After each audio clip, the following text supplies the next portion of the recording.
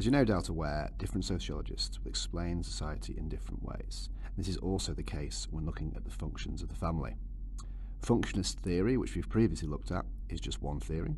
Others are Marxist and Feminist theories of the family, which we'll have a look at today. So what is the Marxist theory on the functions of the family? And Marxists look at how the family contributes to the maintenance of society's structure. This is very similar to functionalists. However, unlike functionalists, Marxists do not regard the nuclear family as a functionally necessary institution for society. Marxists, however, see the family within the framework of a capitalist society, which is based on private property, driven by profit, and involves conflict between social classes with opposing interests. Marxists argue that the nuclear family performs several important functions for the maintenance of capitalism. The nuclear family is one of the important institutions that Marxists see as maintaining capitalism. So what are these functions then?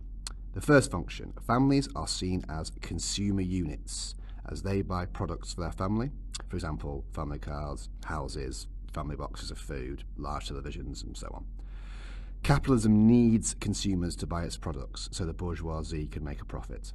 The family is an important market for consumer goods, and families are therefore supporting capitalism, and the inequalities of capitalism go unchallenged by a generation fixated on the acquisition of the latest goods. So the reason that families exist is to act as a consumer unit to prop up capitalism. Extending on this, capitalism as a problem remains unchallenged when families effectively become competitive units, fighting over resources like school places, housing and childcare.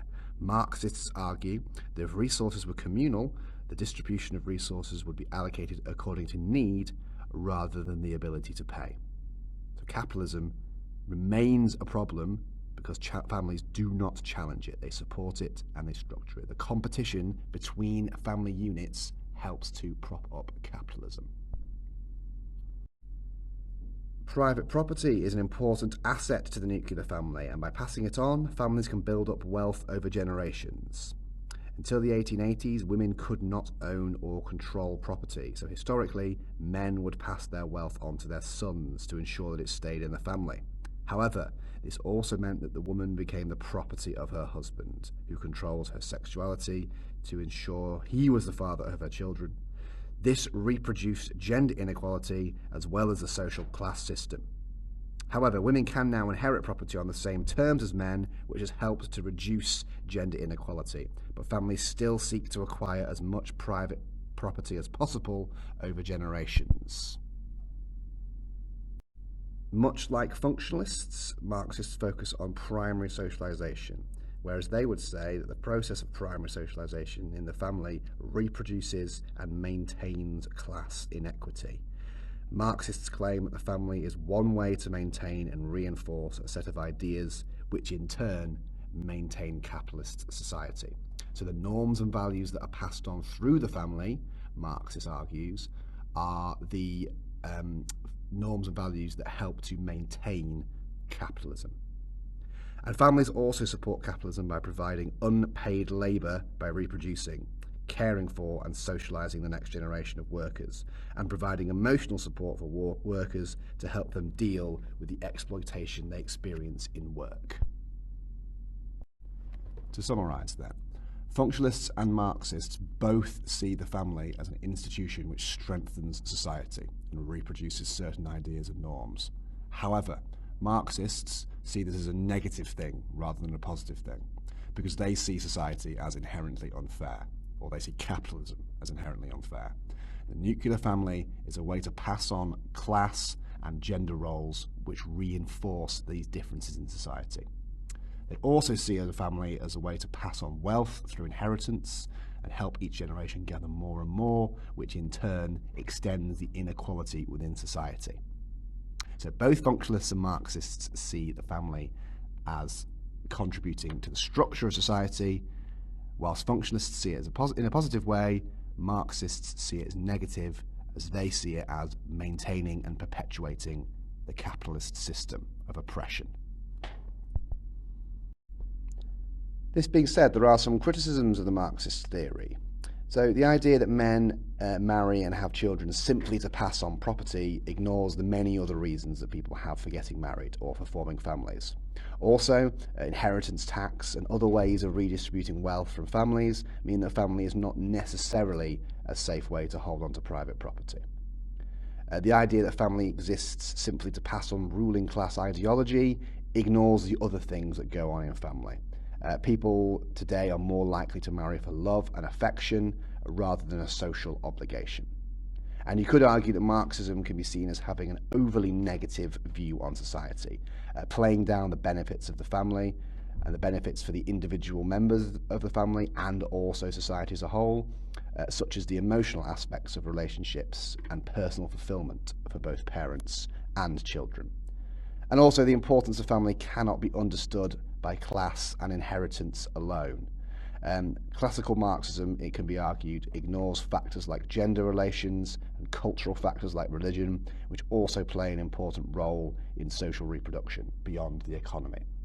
A strong criticism of Marxism is that it tends to primarily focus on financial or economic issues, and sometimes it avoids other issues. Alongside Marxist theory, we also have feminist theories on the functions of the family. Now, feminism is not a unified perspective. It's important that we know this. And there are different kinds of feminists. And the different kinds of feminists obviously take very different views on the roles of the family. And in turn, on the extent of patriarchy, which is the idea of male dominance, and how much this exists within the family. As well as having different views on the solutions to the oppression of women. So it's very important you understand that feminism isn't a monolith.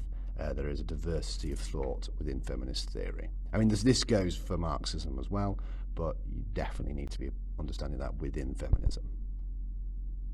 So what are some of the feminist perspectives then? We'll start with Marxist feminists, who obviously combine ideas about class and inequality and gender inequality. So for Marxist feminists, the nuclear family functions to benefit both capitalism and the patriarchal interests of men. For example, it benefits the wealthy, as children are reared and socialised to become the workforce of the future at little or no expense to the bourgeoisie, through the passing on of norms and values. The family is also seen to benefit men, as women traditionally were viewed as responsible for housework and the caring of children. This confined the women to the home, empowering men as they were seen as the providers. Now the norm is for mothers to work, but taking time out of the labour market to have children often means that women will lose out on promotion at the very age when their male partners are experiencing rapid career advancement. And Marxist feminists would argue that this contributes massively to the gender wage gap between men and women.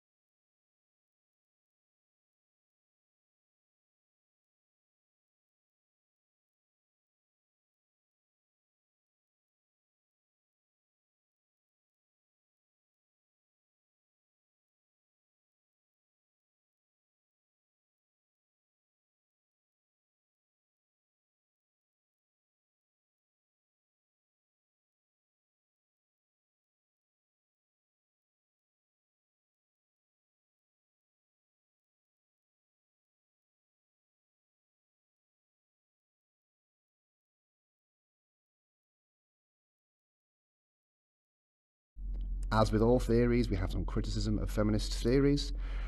Radical feminists and some Marxist feminists argue that all male-female relationships involve male exploitation of women.